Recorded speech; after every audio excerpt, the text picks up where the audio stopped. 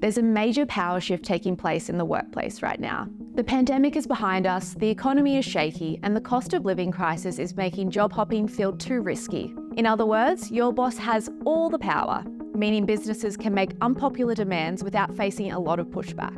So, just how much worse will your job get? We're already seeing this power shift playing out in Australia. Take New South Wales, where Premier Chris Minns sparked major backlash in August by ordering public servants back into the office.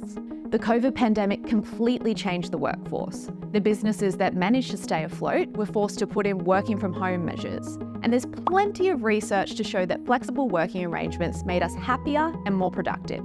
But today, the situation looks very different. Unemployment and competition are up, job vacancies are down, and the cost of pretty much everything is skyrocketing.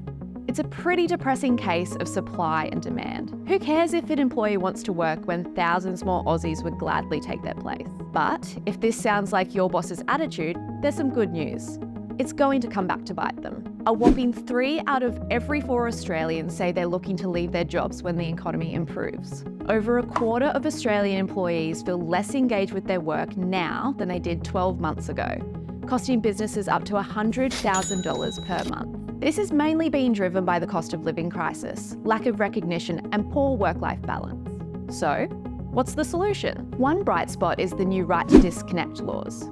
Australian workers now have the legal right to refuse any contact with their boss outside of their working hours, within reason, and can take their boss to the Fair Work Commission if this isn't being honoured. We're also seeing a generational shift at play, with new research showing Gen Z workers are prioritising perks over pay.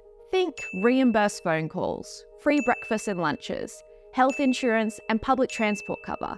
When you add it up, incentives can save you tens of thousands of dollars a year, and it can also help an employee feel valued. But that's not enough. Experts say Australian businesses need a wake-up call. Now, we're not saying a free breakfast will fix everything, but at the very least, leaders have been urged to prioritise their employees' well-being and create a culture that promotes feeling valued and engaged. Otherwise, companies could end up paying the price for their short-sightedness.